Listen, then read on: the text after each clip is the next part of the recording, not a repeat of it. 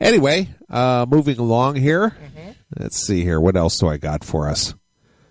How about, now this is probably your worst nightmare. All right. We know how dating goes and, how people get obsessed. Right. And I think nobody knows that better than me. Sure. But anyway, a lady in Arizona, she's accused of breaking into a Paradise Valley home, bathing in the victim's bathtub, and sending tens of thousands, 6,500 to be exact. Okay. 65,000?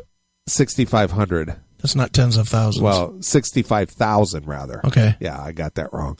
Of disturbing text messages to the man's phone after the pair went on one date. Wow, you totally... Is the name of the person W. Neeley of Indiana? Well, here's the question right off the bat. Yeah. Why did this guy just change his phone number? All right, can we tell this story somewhat? Yes. We've never told this story on the air. Which one? Your story. No, I don't want to talk about that. At all? No, not yet. That one, that was 10 years ago. I know, but we'll talk about it another We don't have day. to talk about no names. I just want to talk about the circumstance. Okay, of the it. circumstance. So, you befriended. You did not sleep with. Nope. You did not date. Nope. You made a friend. A friend, yes. And that's all it was a friend. Yes. That really believed that you were getting married, I guess. I don't know. What did she believe? I don't know what she was, what her deal was, but I befriended somebody who at first I thought was okay. Right. And then it just started getting weird. Right. Just kind of dumping. Fast. Yeah, it just started dumping a lot of personal stuff on me. Right. And when it started getting really personal, I said, you know what? I think maybe it's just best if, you go seek some help or something. Right. And, I wish you the best of luck. Right. Can't be involved because this just isn't the thing.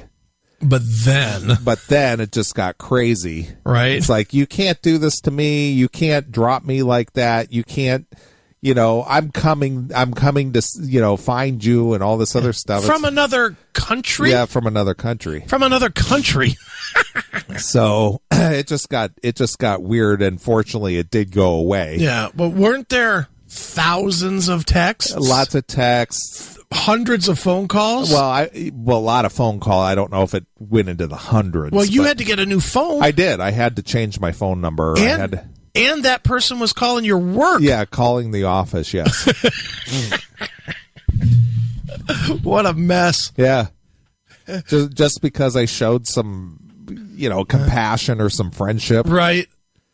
I mean, and here I was cheerleading you on. I was like, dude, you got a banger. Nah, you got a banger. I was like, no. Yeah, that turned into I just remember when you called me one day and you were like, you're not going to believe this. She called my fucking work 30 times. Yeah. I was like, what? Yeah. So, yeah, it just got ridiculous. But, it really did. But then, that's when I stopped having any kind of conversations with people I didn't know in person. Right. That's when you decided no more online. Nope. The web is death. That's it. Yeah. But that anyway, was a mess. That was a mess. It was a mess. I agree. In July of 2017, 31-year-old Jacqueline Ades, A-D-E-S, was found parked outside the victim's home. Oh, no. The man also accused her of repeatedly texting him despite him saying he no longer wanted to talk to her. Right. Officers found Ades still outside the victim's home when they arrived and told her to leave. Right. Shortly after, the man started to receive threatening text messages from the suspect. Jesus.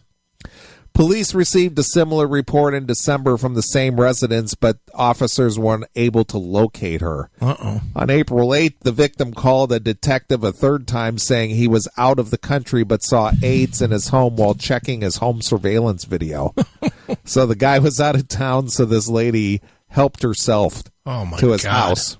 Holy shit. When officers arrived at the home, the woman was taking a bath.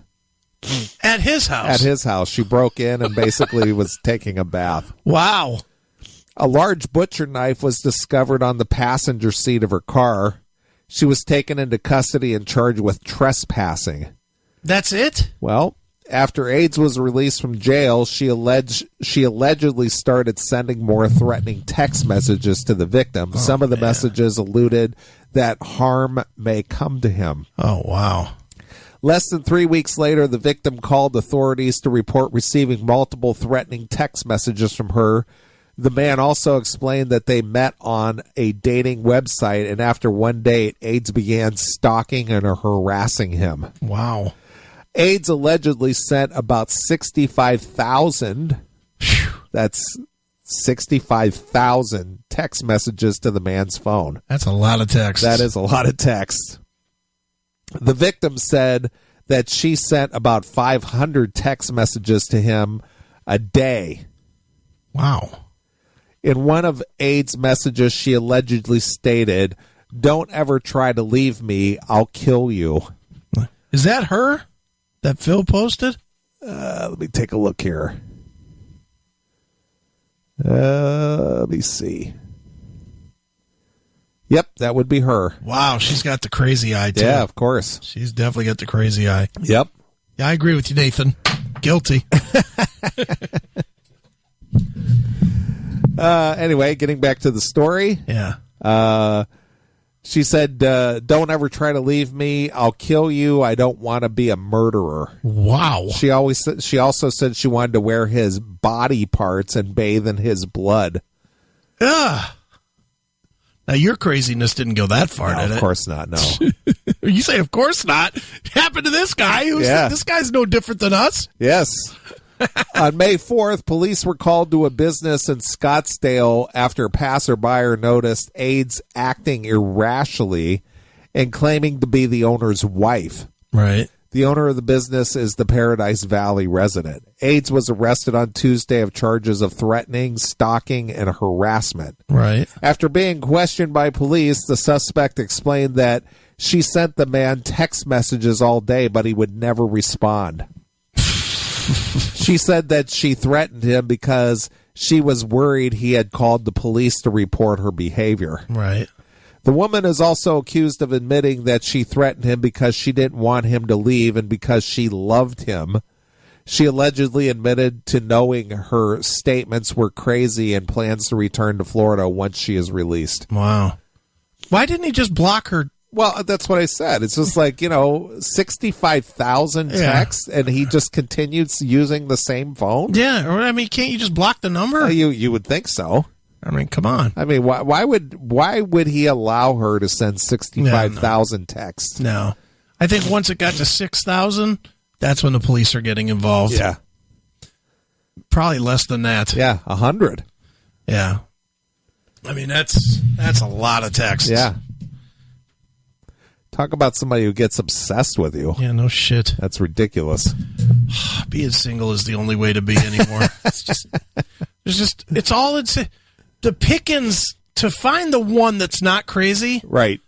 Through the fucking mounds of people that are crazy is just astounding these days. It is. It's not even worth the hassle. Fuck that. Well, everybody's living on that lunatic fringe. Mm-hmm. So that's what it boils down to. It's just insanity. I agree. All right. Let me see here. I know people are chomping at some opportunity for some Judge Aiken, which we'll do in the next segment. That's fine. You going to make it to the next segment? Man, you are dying tonight. It's just, I don't know, something in this room is making my nose itch. It's that cat. Could be. It could be. Yep. Let's see here. What do I got here? Our fans have been really good about sending over a ton of stories. Ton of Judge Aiken stories? Well, there's Judge Aiken stories, but there's other stuff here too as well. Okay.